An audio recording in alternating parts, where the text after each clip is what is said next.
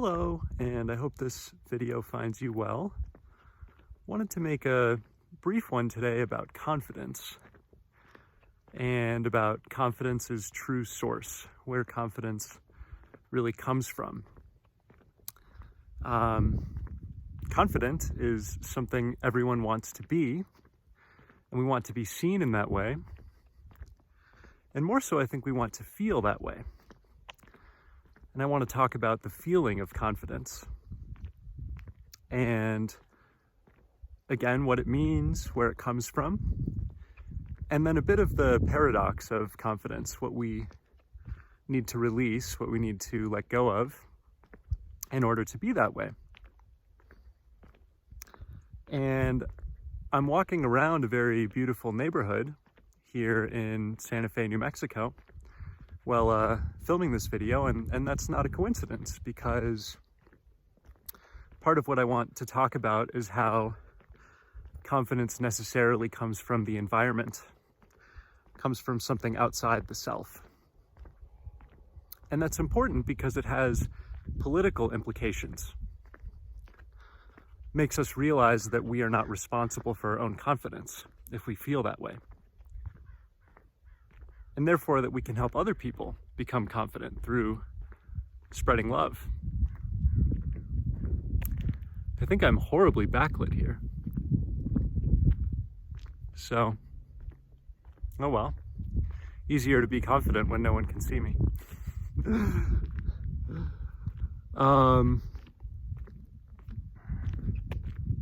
Yeah, so as we start this, I invite you to think of someone you consider confident, and think about how they move through the world, how they show up in situations, how they speak,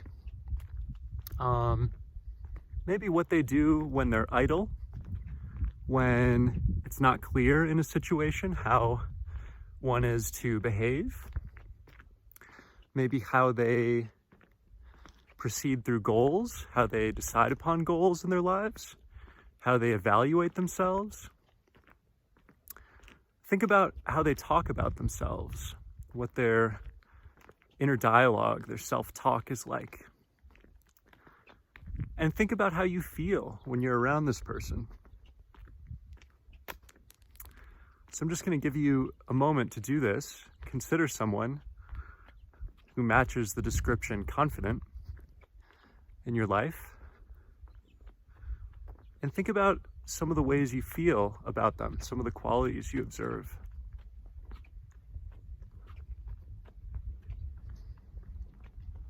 It's a steep hill here, steeper than I knew when I chose this road. I don't want to be huffing and puffing through the video. So,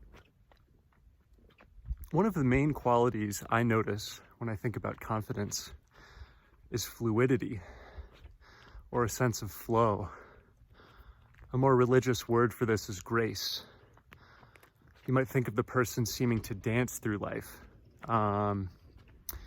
There's a sort of subtlety and an articulation to the way they move, to the way they respond to hardship, to how they navigate their own life, how they decide what they want to do. Usually there's a sense of inner calm as well. This person is not easily disturbed. And there's a sense of detachment from others' expectations or others' judgments of this person. The confident person is their own agent, their own entity. They are in charge of their own life. So as we go through this video, keep in mind that example you called forth may or may not match the qualities I listed. But when I think of confidence, this is what tends to come to mind. So the question is, how do we become this way? How do we become confident? And generally, the approach in our culture is something like the Nike slogan, just do it. You know, we have to try things that are difficult for ourselves. We have to put ourselves out there. We have to be courageous. And then there might be a more complex theory, which is that when we're courageous, when we try things, we have external achievements, right? Maybe we start dating someone. We thought, you know, I won't be able to get a romantic partner, and then we do, or we get a job, or we get good grades in school, or whatever the thing is. And from that external achievement, we become confident, right? That it's first the external and then that bleeds into the internal. This is a common theory. And I think there's some truth to that. The more we try new things and the more we succeed at them, the more we become comfortable working within that realm. And then we can move to a different realm and try something new. And there's this ever expanding sort of horizon, which is befitting the confident person that you might have imagined earlier. So again, I think that framework does describe something about reality. However, there's also a problem to this framework, which is that it places a lot of pressure on us. If I am holding myself to the Nike standard of just do it, then when I don't do it, I'm going to feel there's something wrong with me, I'm weak, you know, I should be more brave. I just stepped over dog poop. No joke, just wanted to mention it. Yeah, especially as a man in this culture, some of those judgments I listed are very relevant, right? Not okay to not be brave, not okay to need more time to kind of like buoy myself up, to dive off the proverbial diving board or whatever it is. So just this individualistic approach to confidence, the just do it approach,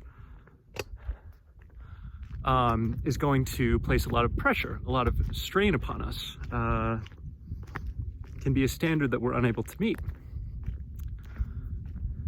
The other problem with it is that necessarily it hinges us on or attaches us to external expectations, right? So if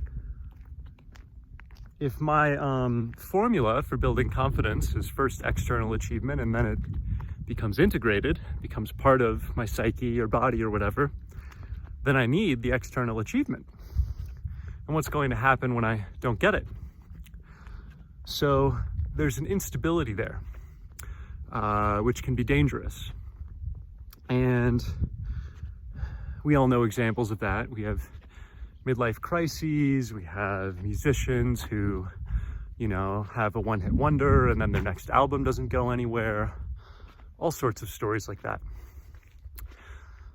So that's the problem with confidence as individualistically framed, which is what I see in someone like Tony Robbins, right? This very masculine, beefy, you know, just do it, just amp yourself up, just take steroids, basically,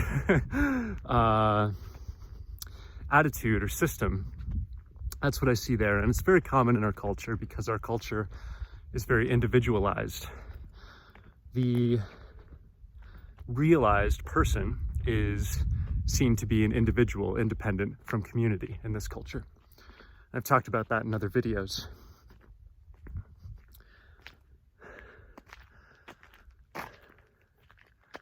So if this is not the true source of confidence, the individual acting in the world, then what is? Well, I want to pause here and talk about the word itself for a moment because I think that will be helpful. So if you know your Latin roots at all, con, at least in this usage, tends to mean together, joined. It's the same root as the com ending with an M, which we have in community, convivial, living together, conuptial, So together or with is what the con in confidence means. And then the Fido is the same root as faith. So you can see it in fidelity, being faithful to. Trying to think of another word with it. It's not as common. But I've already established my point, which is that confidence means walking in or with faith. And so the true source of confidence is a higher power or energy, a larger force than oneself. And for the reasons I was describing earlier, true confidence is impossible without that. If we are always kind of latching ourselves onto an external expectation through the logic of individualism, I have to achieve something to become confident, then it's never going to be enough. We're going to run into that problem. And we'll have precisely the opposite of the flow or the ease or the grace that we might associate with confidence.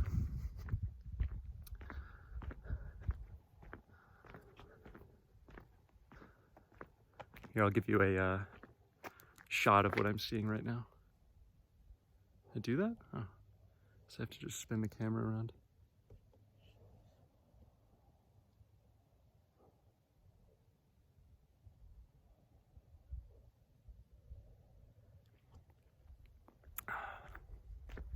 So this that I was saying a moment ago gets into the paradox of confidence, which is that in order to be confident, in order to have that grace, that looseness, that detachment about my life, I need to know that in some sense, I as an individual do not matter.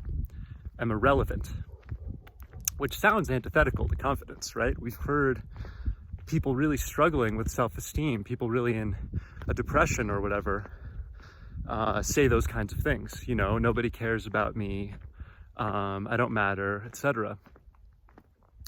The confident person knows the truth of these statements, but in a liberating way, in a way that grants levity, which is to say, I guess a different way of putting it is that we are adequately differentiated from the world, or recognize ourselves almost from a third-person vantage, witness ourselves from a third-person vantage, which again becomes possible with a higher power, with a larger force. The confident person knows I do not matter in the sense that the world does not revolve around my emotional states or around my achievements. Another framework through which to view this is ephemerality, the ephemerality of life, right? I can dive off a very high diving board. I can win a basketball game with, you know, a remarkable shot. I can write an award-winning novel. I can do all of these things. And at the end of the day, it remains a passing moment in a fluid experience. And my life as a whole is a passing moment in a fluid experience. And quite literally, it leaves no permanent mark on the earth. You can think about someone as famous as Shakespeare. At some point in time, no one will read Shakespeare. And so the confident person is free to view my life as a source of play for me. I have nothing to prove to anyone else because nothing I do is going to matter in that sense. It is all just fading, energetic ripples in time. And so for the time that I am here, I may as well enjoy myself, right? And this too we see in the confident person, who seems to actually value their own thoughts, feelings, and opinions.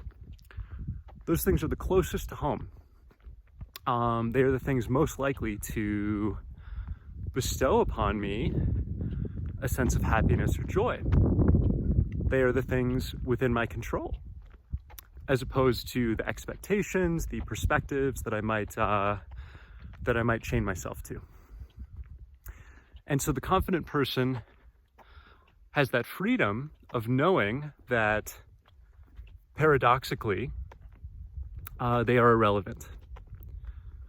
So that's kind of the main idea I wanted to establish in this short video, that confidence's true source is a higher force or energy. It's impossible without it. And that the paradox of confidence is that it means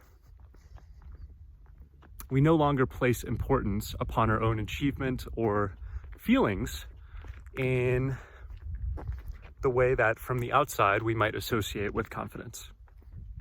Right? When I see that person moving so gracefully, so easily through the world, it might seem to me that they place great value upon these things and that they are setting challenges for themselves and meeting those challenges and acquiring confidence in that way. And that may be true. There's a place for behaving in that way. But I would contend that this smooth, this graceful person probably also has a higher source from which they derive their confidence. This is why sometimes the most confident people we encounter are in some of, at least to our Western mind, the least likely scenarios. So you might have met a gardener or a custodian who seems very calm, very satisfied with their life, very present. This person is probably rooted in some form of spiritual tradition or personal practice.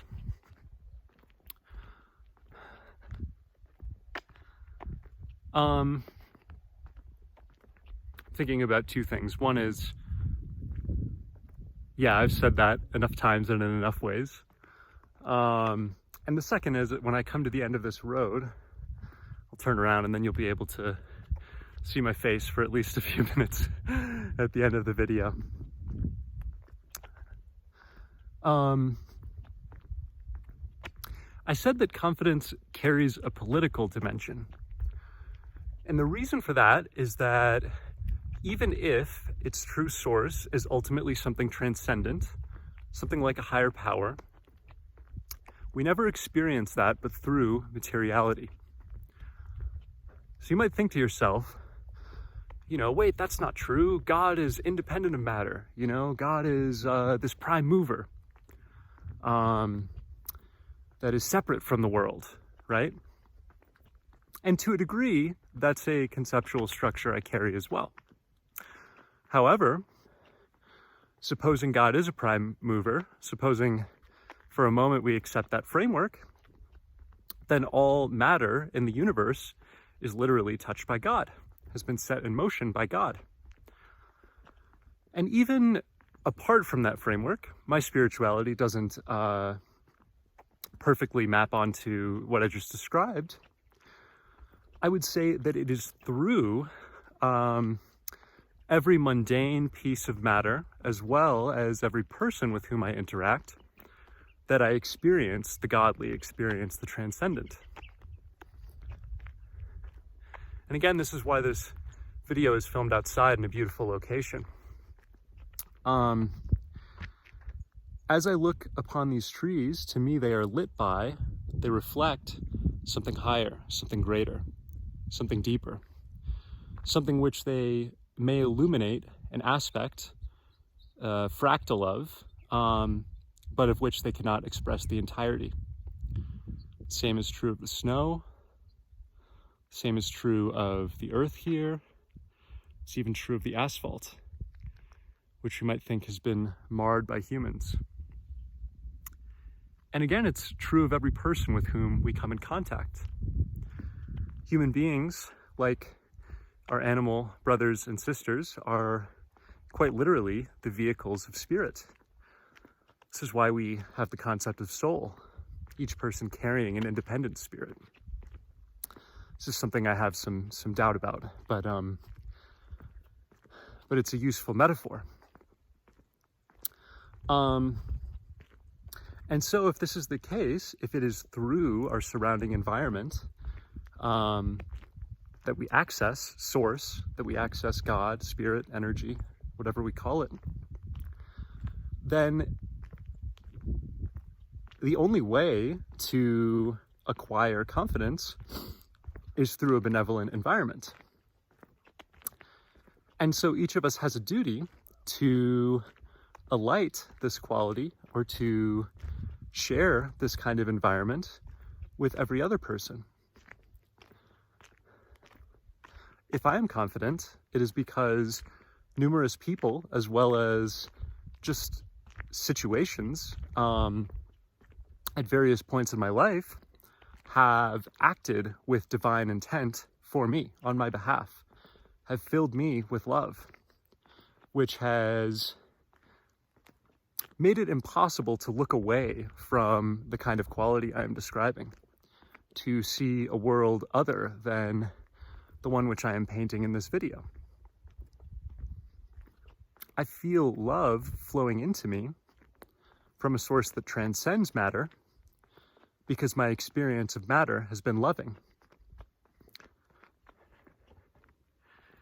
And so, as we heal a world which has been populated not only by love, but also by hate and evil and malice, and things that have really fractured this world and have damaged a lot of people's confidence, have damaged their ability to experience God, experience the transcendent. As we live in this world, I encourage you to think, how can I spread love? How can I show others the beauty that lies outside of as well as within them? Through this, how can I inculcate more grace in the world? How can I spread the fluidity, the harmony, and increase the number of people who feel this as a core fiber of their constitution?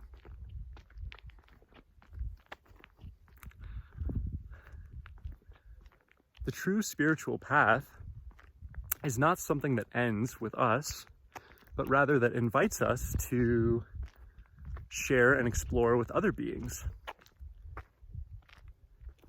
that we may deepen the quality of peace as it exists in all things. So thank you for listening, and I invite you to, alongside me, bow into this mission in your everyday. Thank you again for listening. Goodbye.